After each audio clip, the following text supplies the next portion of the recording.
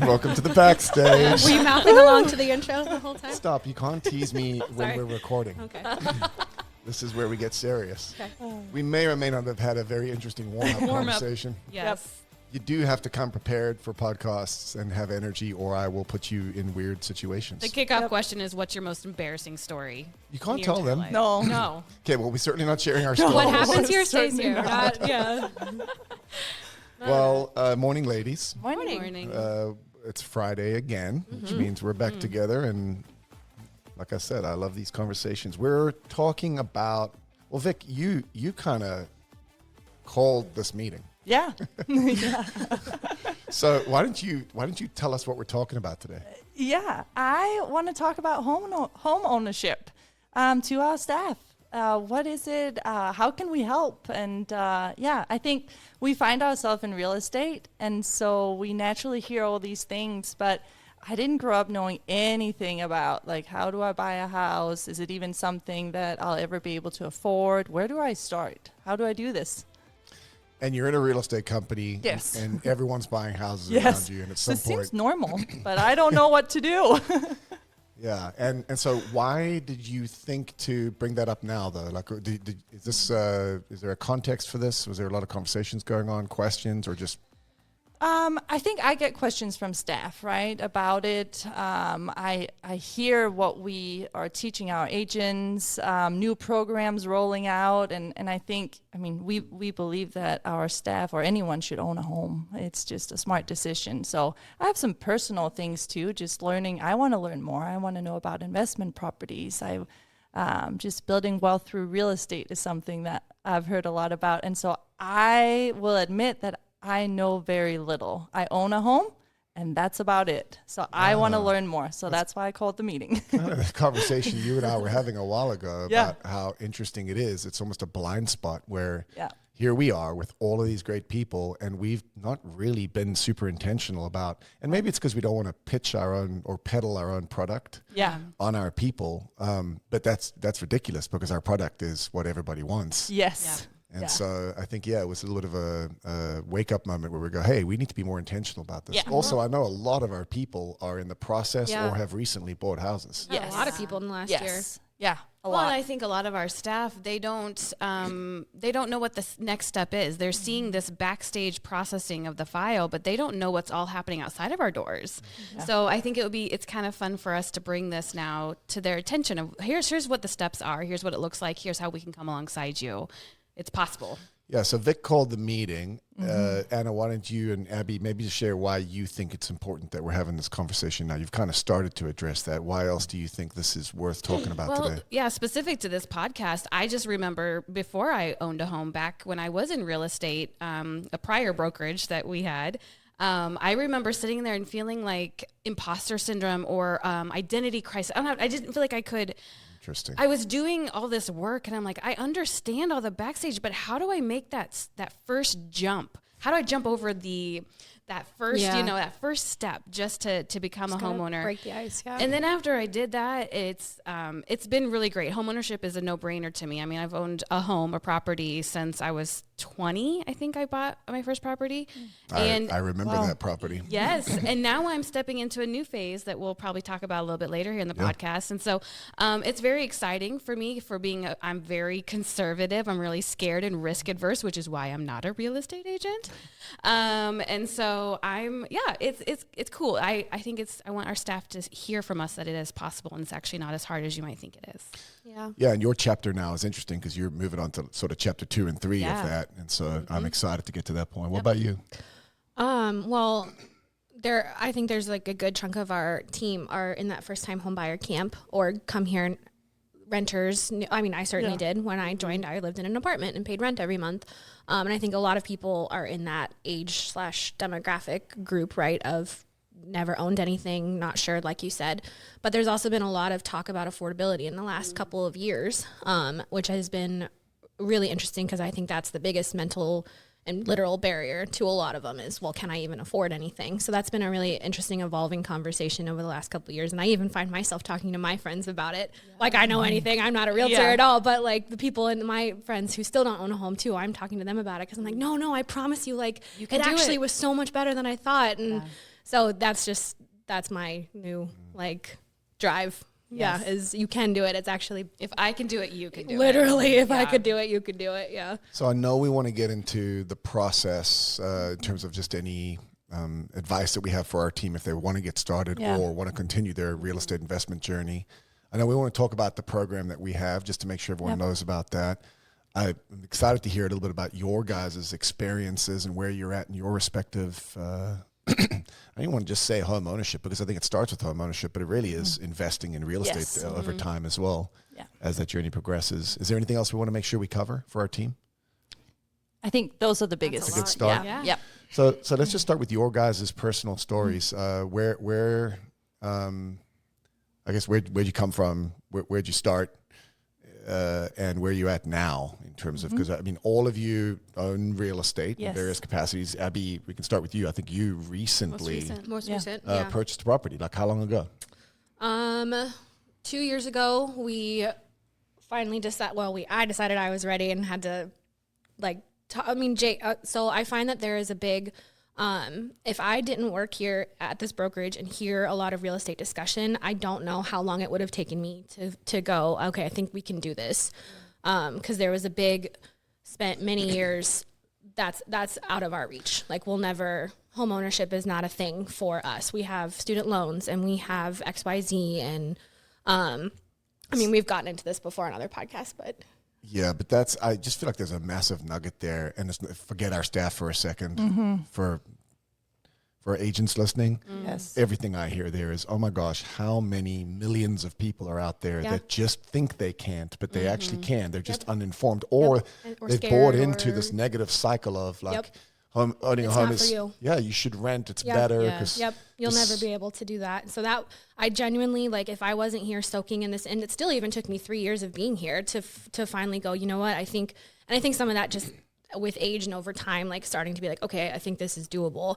So 2 years ago, Jake and I had a lot of conversations and I was like, it's just time. Like, and we had just gotten engaged. And so we were like, well, how do we do all these things? And I was like, honestly, I'd rather buy a house than pay for a wedding. Like, let's do that instead. So we did. Did you make that trade-off? We still did small? Both, but we definitely and in hindsight, I even would have cut more. Like I wanted to focus on the house was more important to me than the wedding.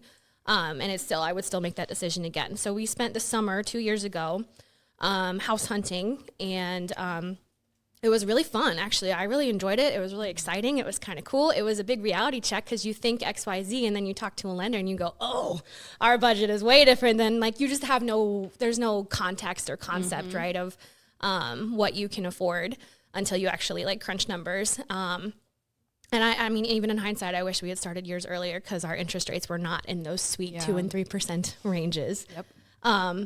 So we started house hunting a couple years ago. It was super fun. Really enjoyed it. Learned a lot just about what we wanted and why certain things about a home were important to us.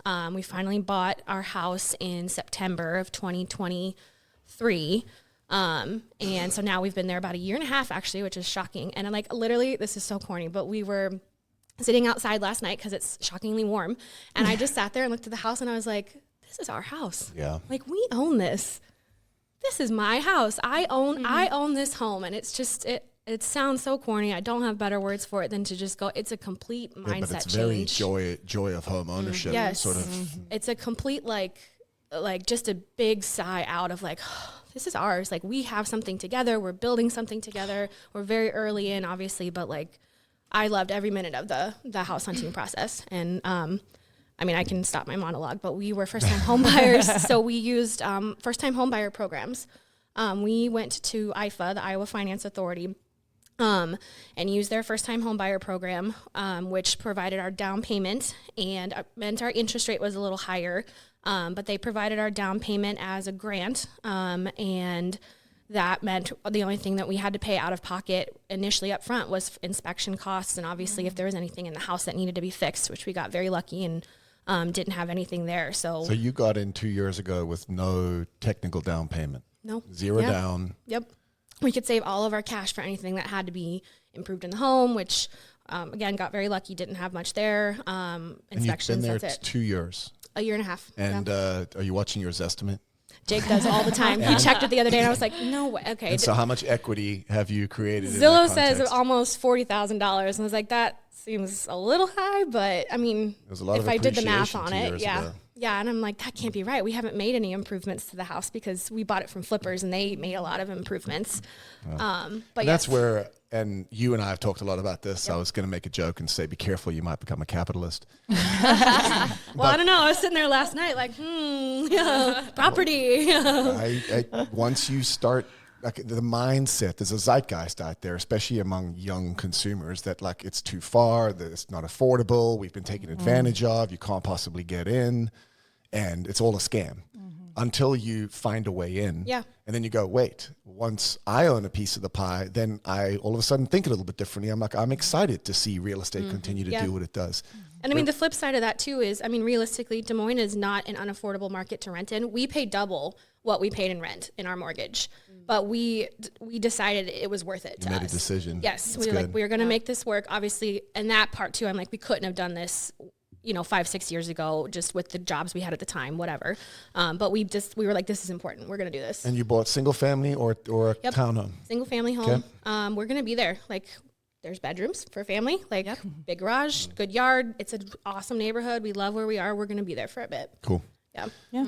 So how about you, Vic? You've been a homeowner a while. Yeah, we bought our first home in 2016, actually right before I started working here. And C21 were on both sides, which was super fun. So I actually, in my training, I would go back to my old file in dot loop because I knew I couldn't mess it up. It was mine. That was my... Is that kosher? It's my file. It's my paperwork. So that was my favorite part about it. But no, we moved. We were on the East Coast for 5 years and renting, and we moved back, and we just wanted to purchase a home right away. We had been saving. We had paid off loans and all those things and prior to that, and we were 30. We were 30 when we bought our first home. So, we stayed there for 3 years, outgrew it. What year was this? 2016. So still like 5-6% interest rates at that point. Yeah. 5-6. Yeah, I think so. I'm trying to remember. You owned that one for how long? 3 years. And then you sold and bought another? Yep. We sold that. We actually swapped. Yes, I remember We this. swapped homes. So the home we live in now, she moved into ours. So describe that. What does a swap mean? Yeah, I don't know that should be a thing. That's a Huxley thing. But Small town. It's actually a small town, yeah. Again, lucky, right? I was working here and making some comments and had someone say, well, there's something off market. And then some agents were chatting and we got to see it. And we actually put an offer on it. She was not going to sell for another year. And we just said, hey, that's fine. We'll wait a year. And this seller actually physically bought your property. So we had a cross purchase. We had a cross purchase. Yeah, we submitted an offer and say this is good. Like Tradesies. we well, not like that. We knew we wanted to purchase that home. We live in Huxley. There's only so many houses. We would go on walks. So for 3 years, we've been walking past this home, and we were able to get in. And we said, when you're ready to sell, we want to buy.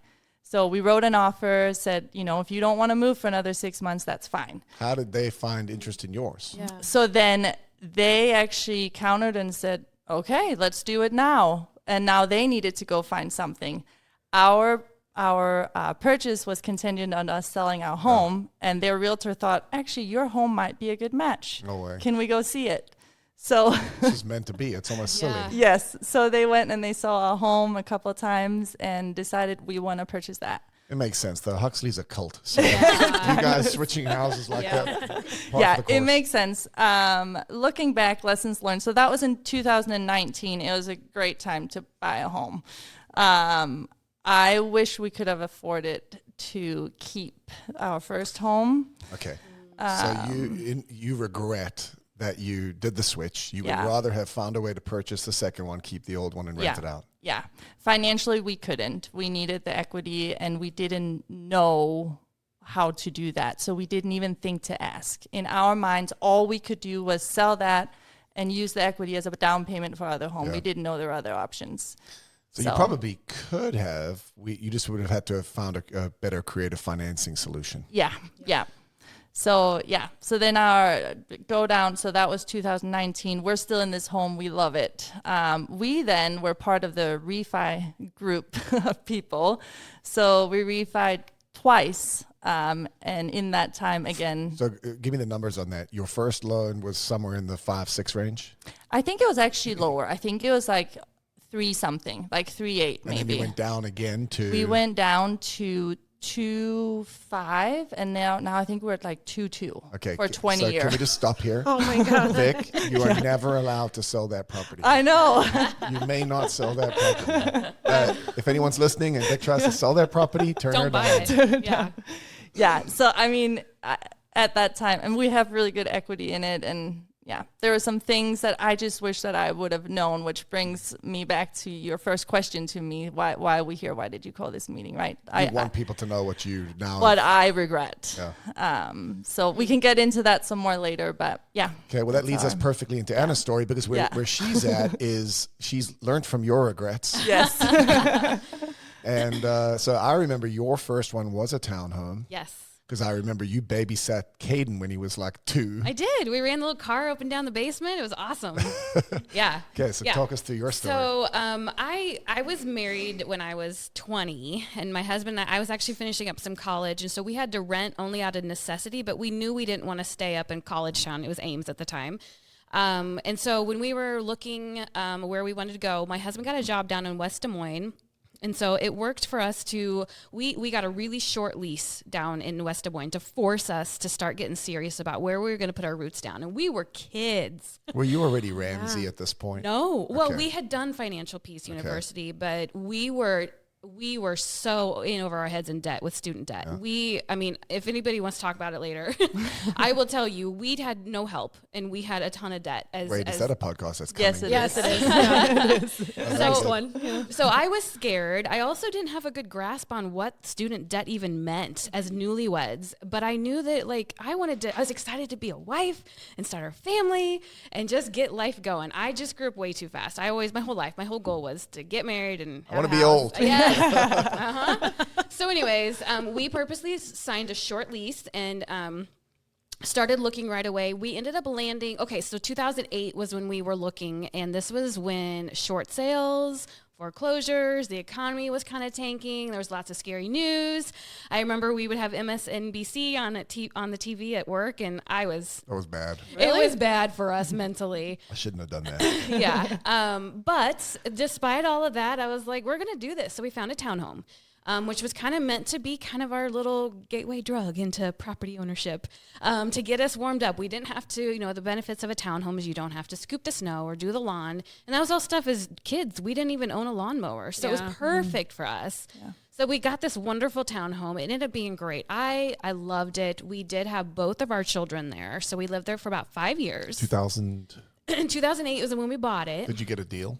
I don't remember what our rate was. I know we refinanced. It was before the real collapse. That's when the collapse started. Yes, it was The just deals starting. were like 2009 and 10. Yes. So we refinanced, though, in the midst of there, somewhere in there. And then... Do you know if you lost money on that? Not lost money, but did it go down after you bought it? Yeah. So when we sold it 5 years later, 2013, I think we sold it for $2,000 more than we bought it for 5 years prior. We didn't make anything on it. Because that was a long dip. It went down Yes. in 8 and it stayed down. And it wasn't until 12, 13 that properties Yes. really started to climb again. Exactly.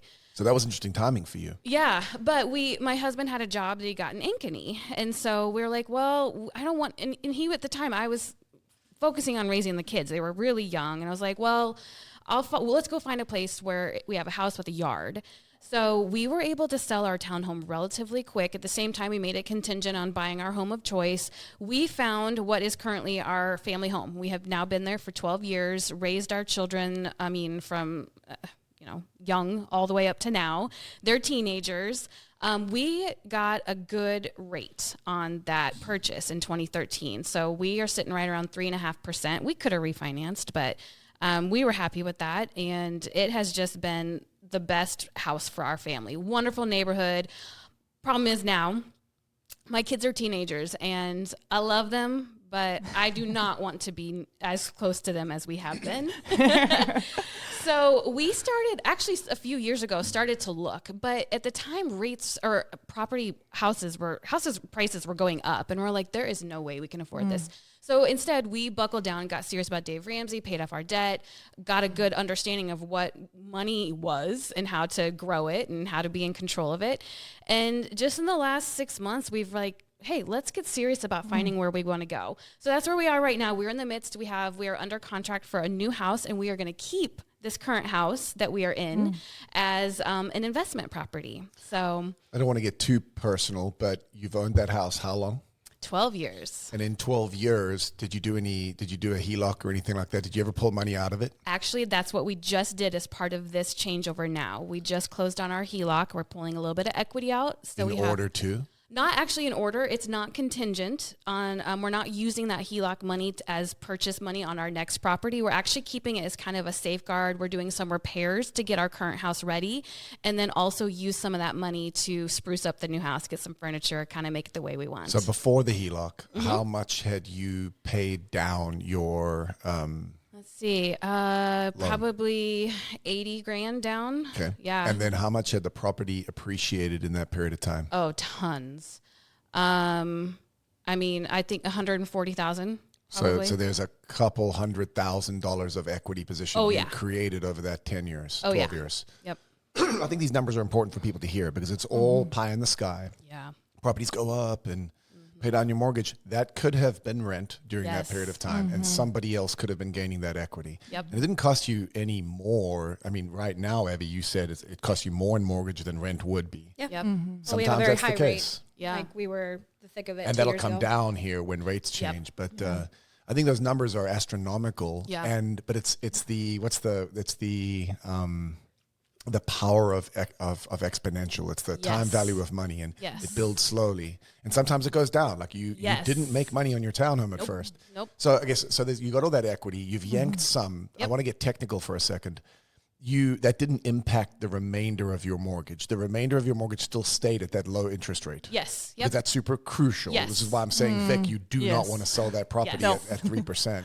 Yep. So you've still got the remainder of your mortgage at a super low interest rate, but then you got another chunk that's at a higher interest rate. Yes. The HELOC. It is. And we only pay on that HELOC if we use that money. So if we sit there and you haven't pulled it yet. It's just a line. Actually, just yesterday we pulled a little bit of it because we're very conservative. Like I said, we're pulling out little bits of chunks of it as we think we need it. And as soon as we get through this transition phase of preparing our current house for a new renter and getting into our new house, I really do think we'll pay anything that we didn't use back because we're just like. Well, so then in a way, you've just created a line of credit for yourself. Exactly. You've just opened a line of credit out of your asset. Yep. But you're not intending to use that line of credit technically for any big repairs. Especially not for the purchase of the next one. So you've saved up for the next one. Yes. Now the next one's going to be a little more expensive. A little more expensive. A little higher price point, a little higher interest rate. Yes. But obviously, as a Ramsey fanatic, your budget's good, your down payment's there. How much are you putting down as a percentage on the new one? Actually, less than 10%. And can I tell you what's interesting, what I heard about this? And this is what we're doing. We're doing one of those temporary 2-1 buy downs where we actually ask the seller to credit us a large chunk of money to be used towards upfront. It pays down a whole percentage of our interest rate on our new mortgage for the first year. And then the second year, it's 0.5%. So it actually, the impact to us as the new buyers is that our monthly payment is a little more digestible during the first year. Is it affordable, though, if the rates don't go down a year from now? Is it affordable if the rates don't go down? One danger I always want people to avoid is getting a buy down that makes the property affordable for them. Yep. But then they're banking on the rates going down. Oh, no. And then if the rates don't go down, all of a sudden the property's not affordable. That's the danger of a buy down. I presume. It's a temporary buy down. So no matter what the rates do, and actually our rate isn't variable. It is what it is. They're literally buying down that rate for the whole year, and then the rest of it buys down for that second year. It's just a smaller buy down for the second year. But after that, your mortgage payment starts to go up. And so we need to be careful that we're not banking on that. Now, I believe the interest rates will go down. You will be able to fix that. But and on that note, we can refinance because that is cash money that was given to us, and it's applied to us as cash. It doesn't limit your capacity. Correct. Correct. So you now will have the townhome. Do you regret having sold that? If you look back, if you could have hung on to that. Yeah, if I could have hung on to it, I totally would have. Yeah. We just weren't financially in a spot where we could. And that's fully understandable. Yeah.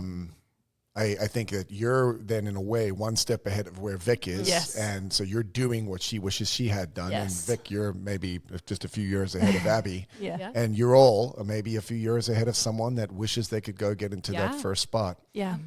Okay. Is there anything more on those stories worth sharing? Because it really is 3 diverse sort of situations to be in. Yeah. I'm super excited, by the way, for your purchase. Well, we're in the midst of an inspection thing today, so if I keep checking my phone, that's why. Isn't that kind of also interesting, right? Like, Yeah. being on the other side of that, Yeah. and feeling what the clients It's not feel. just a piece of paper that I Yes. process. Yes, Yeah. I've actually told a few people at work this week that I'm feeling the emotionalism of being a buyer right now. And I think every agent should sell Yes. their own house every few years just to remember how stressful it is. Yes. It's easy for us either on the backstage or the front stage to think of selling houses, but to forget the humanity Yeah. Oh yeah. and the stress. Stress. So, okay, let's get to what you guys, let me ask the question this way. What do you wish you had known? We've touched on it already, but let's try and memorialize some of the lessons. What do you wish you had known or wish you had understood earlier so that you could be even further ahead on your journeys? Well, and the thought here is you've got people listening that get to learn from your wisdom now. Yeah. I wish I had listened a little bit better to some of the content and information that's available to us. So I would sit in team meetings and I would hear about investment properties, or like I would hear little things and then just think that's not for me. That's not something I want to do because I'm not handy. Like I can't manage a property. Now that I'm 38 and I'm looking at my 401k and I'm looking at other things, I'm like, shoot, real estate is a really good way to invest in my future as well. Like, why did I not pay attention to that? We will, even at team meetings, we were rolling out information to our agents to share to their clients. And so I wish I had taken that in more. I wish I knew that it was possible, which I was told. I just wasn't listening, if that makes sense. Why do you think that was? What would Freud or Jung say about what was going on in your brain? Yeah, it had never been in my life before. I don't know, I know people here. Now I know people here that has investment properties, but it was never something that I thought about as a retirement plan, for example. No. Show up to work, get your salary, chip into your 401k, and just hope that it sorts itself out. But this is for investors to do. I can't buy a house. Big money investors. You have to own like 25 of them. Like that was just not for me. I thought. Crossed your mind even to hold on to that other property when you bought the new one. Yeah. Yeah. Because they're like I said, there are more creative options like the fact that you swapped. Who the heck knows? Well, yeah, we have some smart agents. Are there smart ways to get in, and there's smart ways to keep your old one? I wanted to go back real quick. Let's get back on this question. What are you doing with your existing property, Anna? You're going to rent it out, and you're going to have that managed, or not? I am. We just had a walkthrough with the property management last night, and so we're excited about how that's all going to work. So you're going to pay a fee to have that managed. You certainly could, if it's your first one, manage it yourself. You've chosen not to. Why? Because I honestly, because we lived in that house and we have so many family memories there, I think there's going to be some emotional. Too personal? Yes. I would rather not actually deal with the tenant directly. Yeah. And have a middleman, knowing that I'm emotional about that place. And so every little thing that goes wrong, I'm going to get mad about. Yeah, it's still a home to you, and you have to make it an asset. You have to change it. Did they do all the number crunching for you? Like, this is what we recommend for rent. This is the profit. Like, so I think that's actually what I was going to say. There's actually not as much number crunching in this whole process. What it is takes a curiosity and just asking questions until you understand it. So like, is this what you wish you had known? Yes. Okay. Can we jump to that? Well, no, however you want to answer it, but it sounds like you're jumping there again. Yeah, I think, so Dave Ramsey, back to who I have really things, I'm very thankful for everything that I've learned from him. When you say his name, you blush. Well, Well, it's because I'm a little guilty right now because he doesn't recommend HELOCs. So you did everything he would have said against. Don't tell Dave. Okay. Okay. But I think for me, it was don't do anything. He says, don't do anything that you don't pay for anything that you don't understand or you can't articulate. And there was still some areas of this whole property investment thing that I didn't understand. I remember actually speaking with Ben Fleury, who was at RPM for several years, because he had actually gone on some property investment on a personal journey. And I'd gotten some advice from him. And I remember my questions to him, I felt comfortable enough just to be like, I knew they were stupid questions, but I did not know the answers. And so it was really nice to have someone that I knew had just gone through it that I could sound really dumb to. You must be willing to ask stupid questions. Yes, you have to They're just go not over your stupid. pride. And then the other part of that was when we needed to talk to a lender. And so this was actually New Year's Day this year. So Dan and I had made it our New Year's resolution. We're going to do that this year. And so one of it started with like, let's talk to a lender.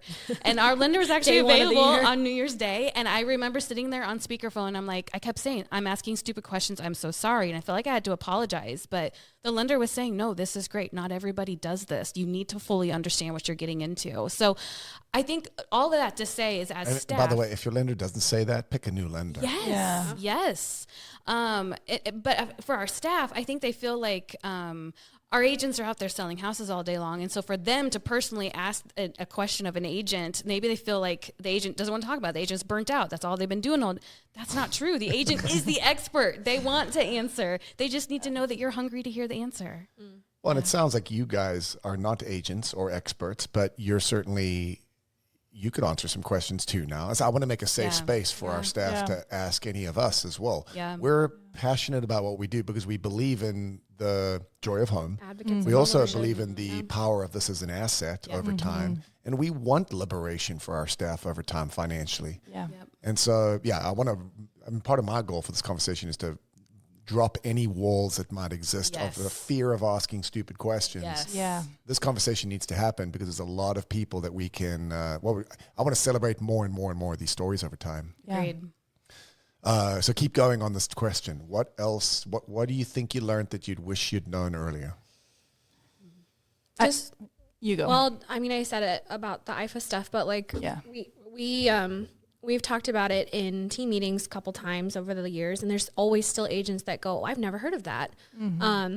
There are so many programs, and some of them are state, some of them are local, and it's not just IFA. There's NFC. Some banks and credit unions have first-time home, but like as we were doing research, How'd you know to look for this? well, I had to make the first-time home buyer. It was a module that you I already knew. Yeah, I was explaining to Jake how it worked before we ever got to our agent. Isn't that ironic? It was very ironic. You're building a module for our agents, and Yeah. you're like, wait, I could do this. Duh. this. There's Yes. actually so like they oh my God, sorry. They want you to be a homeowner. There are so many programs, so many tools. Some of them are income, some of them are not, but the income limits are actually surprisingly high. Like, and there are so many ways to get your foot in the door if you are genuinely like all your cash is going to student loan payments or rent or whatever. There's so many ways to just get your foot in the door. And then the other part of it too is you have to adjust expectations. And so by no means did we go in going, we want a 4-bedroom, 10-car garage. Like we weren't looking for anything fancy, but very quickly you realize like, you're not going to buy a home like your parents have. That's just not possible. You shouldn't have that to start with, right? Like you're going to have Listen up, millennials. an unfinished basement. You're going to have maybe like an older, and we were looking for older homes anyway. So, but just like the expectations need to adjust, especially if you're crunching the numbers and going, okay, at that price point, my payment isn't accessible. But if I drop way down, there's so many people that like they wrinkle their nose or whatever. And it's like, then rent. Like then you don't get it. Like you just have to adjust some expectations when you're first starting, I think. Which seems like a duh, but like once you see House Hunters, you look at Zillow and you go, oh, we can definitely get a super net whatever. But like when you actually get into it, you have to be realistic about what you can afford. Yeah, There's the, nothing the wrong with that. expectations problem is a real problem. And we went through a few years where fortunately, you could buy a brand new $350,000, $400,000 new construction property as your first home. Yeah. Simply because the rates were so low. But that was a blip, and it was a bad blip, and we're dealing with the ramifications of it now. Yeah. The truth is, you have to make sacrifices. You might need to have a slightly smaller wedding. You might need to live in a property that's not as awesome as the one that you'd like to live in. Yeah. But if you're willing to make those sacrifices up front, then you get to play in the game. Yeah. And as you play the game, where you find yourself is all of a sudden you got $200,000 of equity, Yep. and the whole game changes now. And in hindsight, even I would say you should just elope and put everything into furniture and what, like, genuinely. Yeah, If I could go back, would have skipped the wedding entirely and put it all into the house. Yeah. Like, really, Yeah. So we're just suggesting that no one ever gets married. I don't need it. Yeah. I mean, that actually, just on that note, I mean, we bought furniture when we bought this current house we're in, 2014, I think. We still have that same furniture. We just said... We still have half empty rooms because we moved in with an Yes. apartment full, Yeah. apartment's worth of furniture, not a house. So Yep. we're slowly, because our goal is not to put anything on a credit card. We're not opening a homemaker's, whatever. Yep. Like, slowly but surely, we will get furniture and decorate and whatever. So the hard part is, like you said, is that you watch HGTV or you see Instagram. these You just see your and they friends have post. these perfect houses with all this furniture and decoration. And for me, it meant more to be a homeowner, that I felt like I was in control and my house was not taking over my world. Nope. I wasn't house poor. That meant more to me than having the most high-end furniture. Yep. Also, kids and dogs and stuff. It's not worth it. You know, you have to still be able to live your life and be comfortable. And there's no way I would be comfortable laying on a $10,000 sofa. So to us, it was an easy no-brainer. That was like one of the biggest pieces of advice everybody gave was like, Yeah. do not rush to fill it with furniture. You're Yeah. just going to go into debt, or you're Yep. just going to buy stuff you don't actually care about because you feel like you need a dresser in the guest room, and you really don't right Exactly. Jake Yeah. can sit on the floor. now. Happily. We definitely As sat long on as the there's a floor. TV, he's fine. Yep. Yeah. Yep. Yeah. So this is good. Any other lessons? I don't know, not lessons, but I just want to I still want to learn more, right? So I don't know what your next question is, but I want to bring up that in my head, the reason why I'm stuck is because I think I need 25% down to purchase an investment property. Sorry, you said that in the present tense. Do you mean that you still kind of feel that way, or? I still need to learn more. Yeah. I mean, I have now, I said that to someone inside our walls I've known for a long time, and they said, well, I mean, you could buy on contract, you know, like there's so many other options. And so that's where we're at now, is starting to explore, well, what are those options? So Abbie brought up the first time home buyer. I feel like we're in that different category of What are your programs? what are our your programs? hacks? What can we Yeah. do? Yeah. So let me just try make sense of everything you just said. Yeah. You are comfortable in your present house. You're not looking to move, no. but you Yeah, we really love want it. you really want a rental.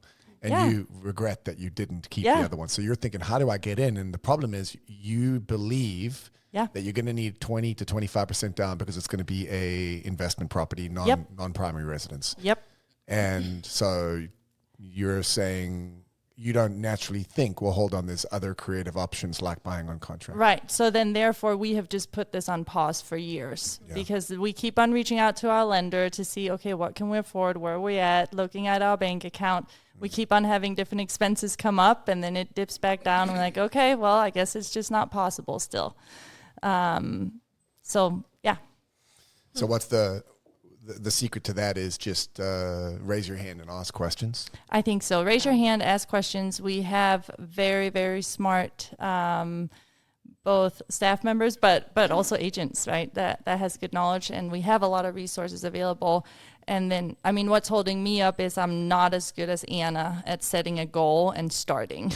So Anna's saying, okay, Not either, actually, 2025 is the year, and the first day of the year already Literally, starting. talk to her lender. But you guys don't know how long we have been chewing on this, and we have just been scared to start asking. And for me, I kept replaying actually what I believe is not true, 25%. Yeah. I was replaying that in my head too, and I was letting that slow me down. I kept making excuses. But as soon as you raise your hand and start asking questions, you're like, well, why did I ever let that slow me down? That's not the truth.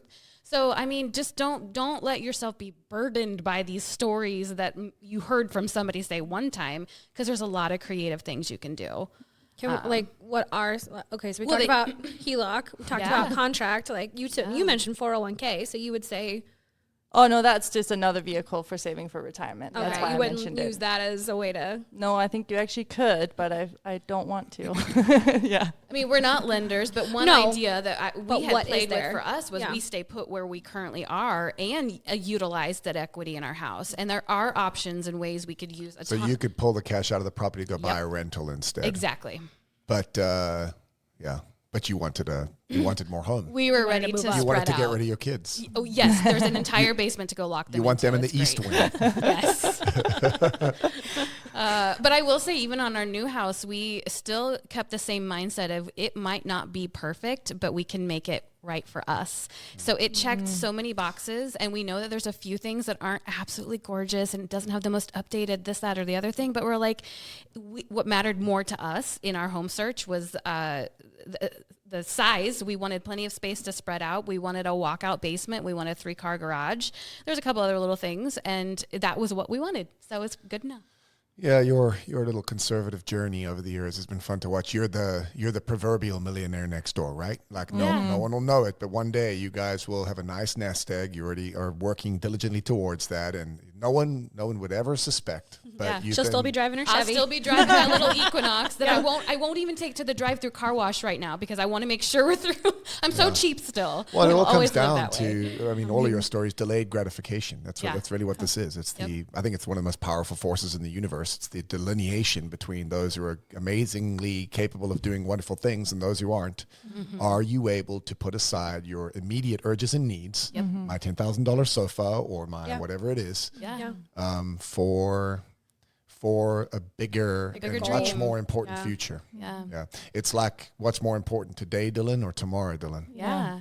Yeah. And Well, I think in the words of Homer Simpson, as he eats a bunch of donuts, he goes, "Man, I really feel sorry for future Homer." that's so true.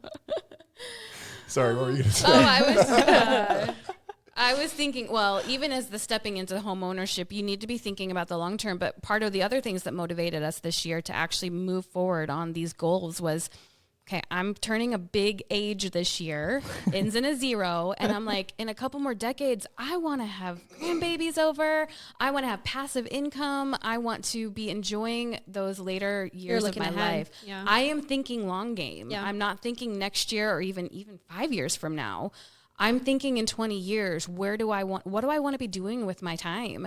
And, I mean, I want to have properties. I want to have some passive income, and I want to feel like I can go choose to do what I want to do with my time, you know? So let's go there. Let me ask one more question. I hadn't planned to talk about this, but I want to know what your future vision is. So let's just start with the program, though. Did you, Abbie, you would have taken advantage of the staff kickback Yes, program? yes, so Vic, good. Was it around when you bought? Yeah. The Okay, second and one, then yeah. Anna, I'm guessing you. I Well, don't it is remember. now. I think when I bought my townhome, I was licensed for a short time. Okay, you helped yourself. I did. Yes. But now you're taking advantage. am of it. taking So advantage who of wants them. to? Vic, do you want to explain the employee kickback program for anyone that doesn't know? Yes. So for all of our employees, we help when they want to purchase or sell real estate. So we first, I need to say this before anyone reaches out to any realtors. I must. need you to come talk to me or Dylan or Anna first, because we have a big ask for our agents.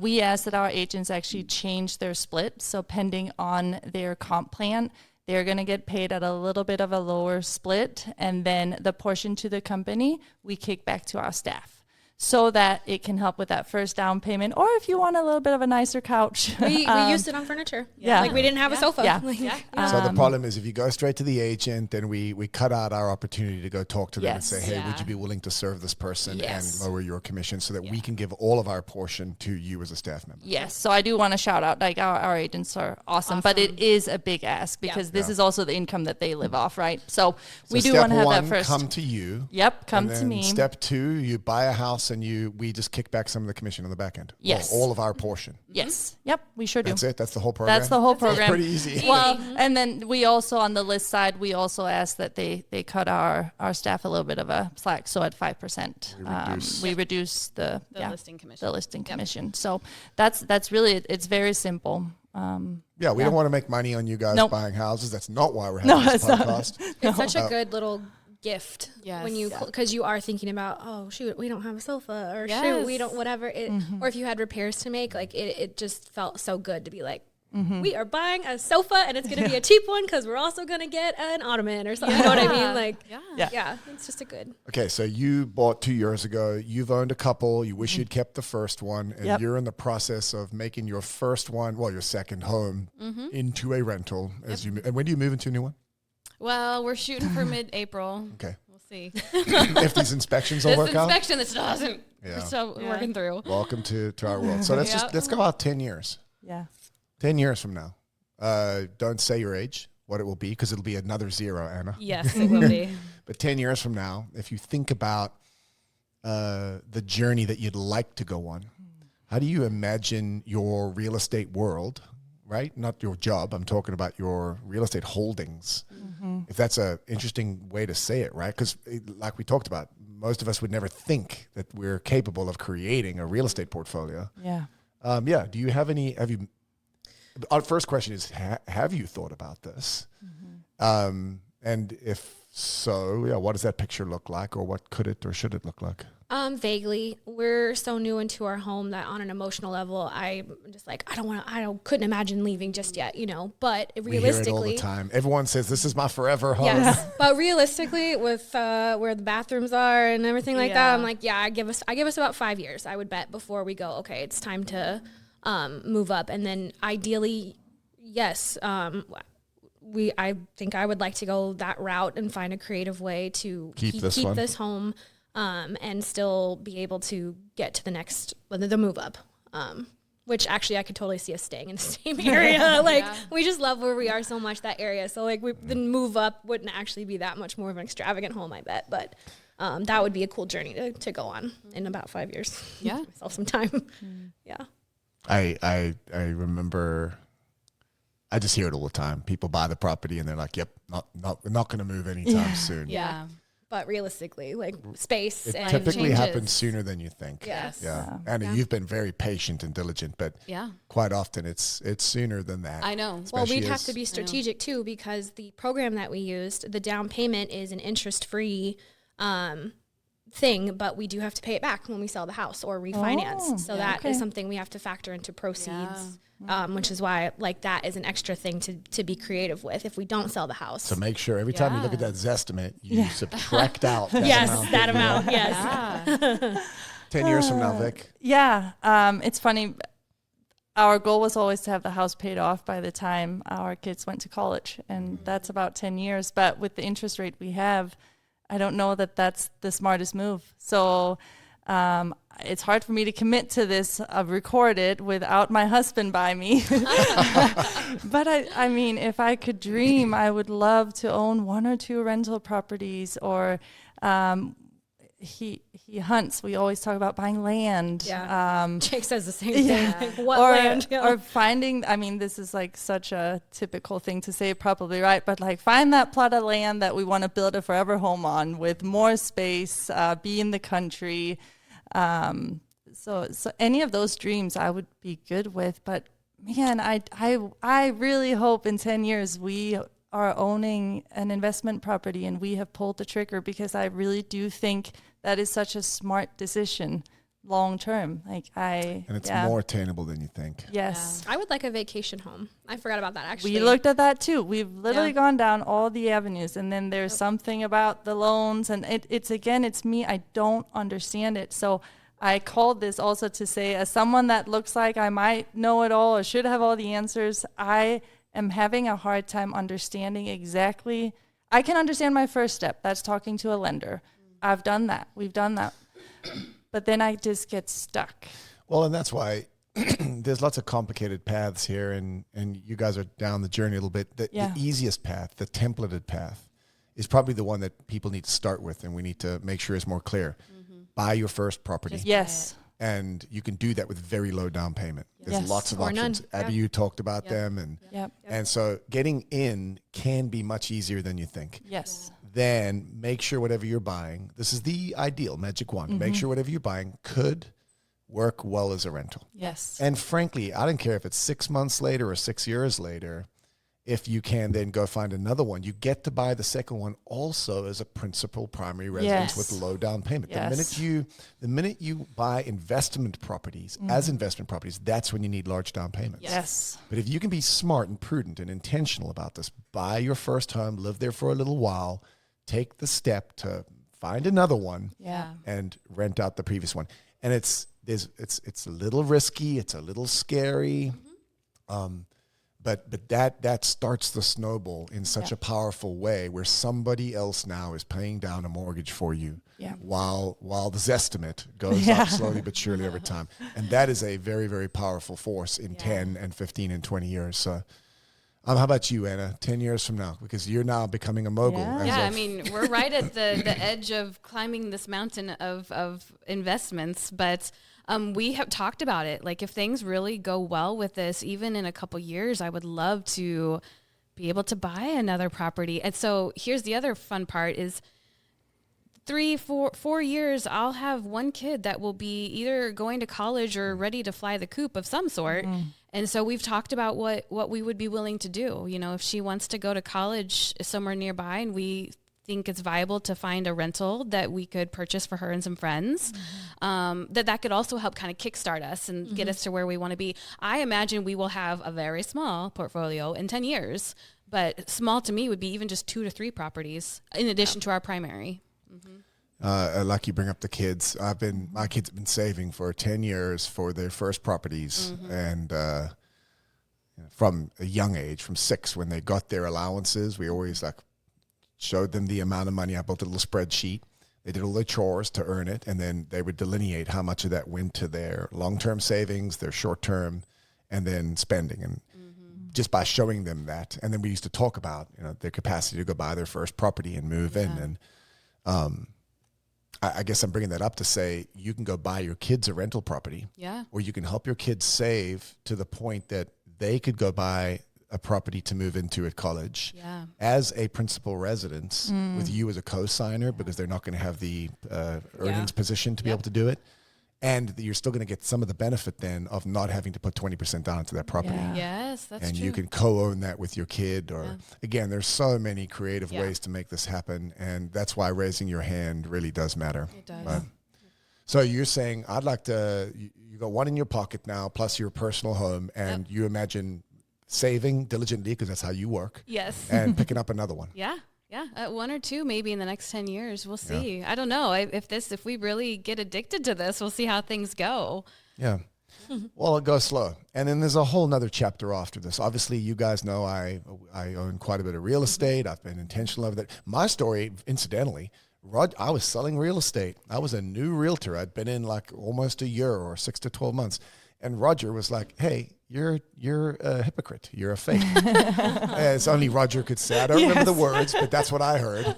He said, "You will go buy a property." It just so happened he had built some townhomes in Huxley. Convenience. And he basically forced me to buy my first one. I mean, when I say forced, it was very, very much in love, but I couldn't even afford the property. So what he did was he lined up a guy that would purchase the property, who then sold it to me on contract. And within 6 to 12 months, I then bought out that contract and refinanced the property, because I now had 2 years of real estate earnings.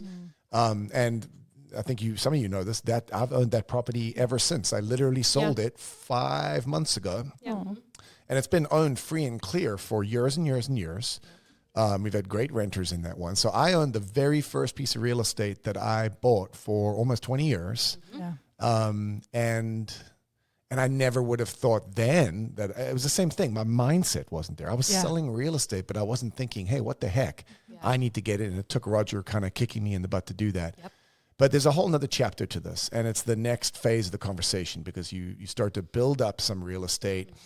You do have to make sure you're thinking carefully about the leverage. And so as your properties go up in value, and as you get a little older, and then you start to pay them down further and further, there's a whole nother game of then how you leverage that equity. What you're doing with your HELOC, for example, as an investor, you start to think through how to refinance your assets so that frankly, you don't want them paid all the way off. It's better for them not to be paid all the way down. from a tax perspective. Yeah. Because what Okay. you actually want is you want the rent. If you earn the rent on a paid off property, you're going to get taxed on that rent payment. Yes. It's revenue. But if you refinance the property and pull some of that equity out to either live on or go buy another property with, well, now the rent gets reduced by your interest payments. Yep. Got it. And so it's the same flow of money, except one you get taxed on and one you don't get taxed on. And so we're a little ahead of ourselves here. No, that's great. But there's a game here. Yeah. And I think what we don't need to know all the moves in the game. Yeah. What we need to know is there is a game, and what it starts with is, can you get your foot in the door and own Yeah. your first home? Yes. That's step one. So you stop paying somebody else rent. Yep. Yeah. And so you stop paying down somebody else's mortgage for them. Yeah. And it's incremental and it's small and it doesn't seem like you're going to make a ton of money until 5 years pass. And then all of a sudden there's a bunch of numbers there. Yeah. So yeah, I just want to close. I mean, I'll give you guys the last word, but I'll close with just saying we're in the real estate business, if you didn't know that. Yep. We are passionate about helping our people grow individually, but also to liberate themselves. I mean, we want you to win in life. Yeah. And so take advantage of the 401k match. Yes. Silly. Yes. Also, take advantage of 200 experts that are in the real estate world, helping people build wealth in real estate. You've got to live somewhere anyway. Help us help you make smart, small, incremental decisions that come with delayed gratification, but that put you in a position to win long term. You're not going to regret that. So final say from you guys, advice to our team or any other closing thoughts? I mean, I'm very because it's recent for me, the mindset shift, right? Like you just have to one day decide that it's worth it to you. And luckily we do live in an area where we're not in a California, we're not in a whatever, because you see national news and you're like, well, of course I can't afford a $400,000 home. Well, you live in Des Moines, silly, or you live in Ames or Cedar Falls. Of course, you don't need a $400,000. It's not the minimum, right? It's still accessible here. It's still, and rent, yes, is affordable, but housing is accessible here. It is just worth it, and you just have to decide to make that decision. You should ask questions. You should soak in the information. That's how that process begins. But like, you just have to decide if it's worth it to you or not. And if it's not, then shut up. Yeah. Which Dylan will be like, oh, I'm so proud of you for this mindset change. But genuinely, It is a mindset. genuinely, thing. yes, you just have to make the choice. You have to decide it's worth it to you or it's not. I have two pieces of advice. First, please talk to me first. We've had some people create a mess for Yes, us. a little bit. And my second piece is maybe as much to myself as to anyone listening, there'll always be an excuse. Yes. I am thinking through this in my head, and I always want to travel to Denmark. That's where I'm from. I'm just not going to give that up. Or we'll have medical bills for Oliver. Like, there'll always be something, but there is a way. So don't be scared to ask the questions.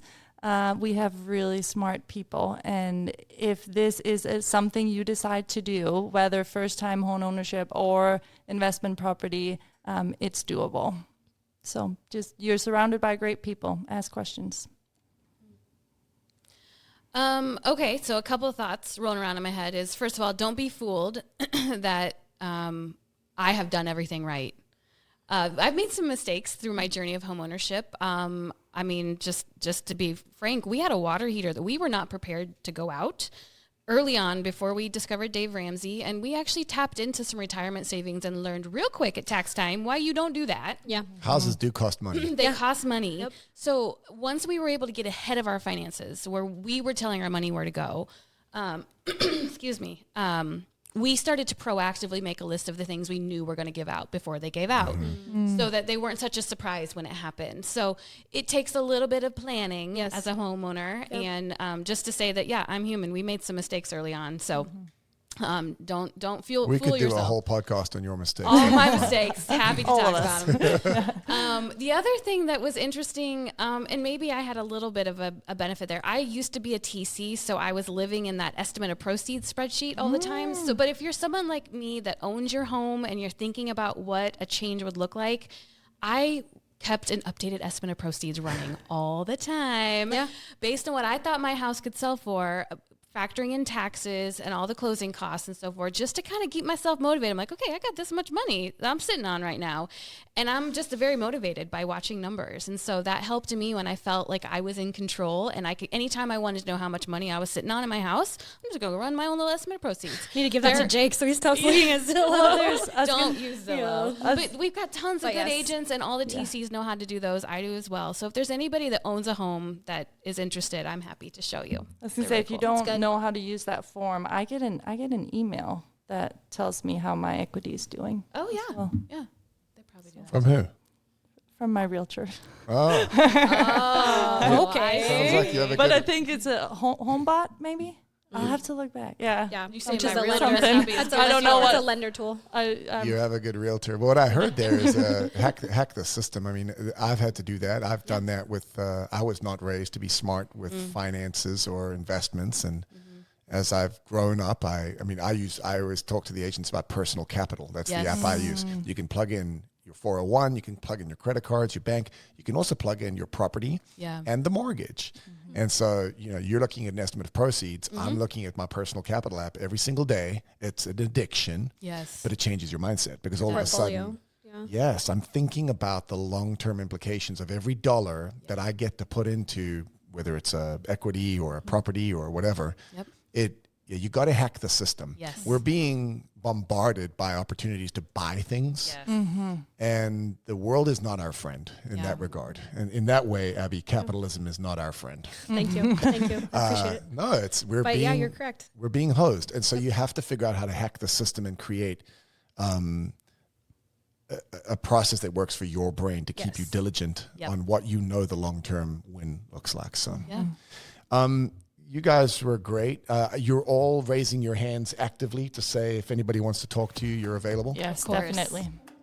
You are our resident expert homeowners. We've got several more, though, in the company. Yeah. So many people Quite have a bought, few. Yeah. Yes. which has been super cool to see. So appreciate you guys. Thank Have you. a good rest of your day.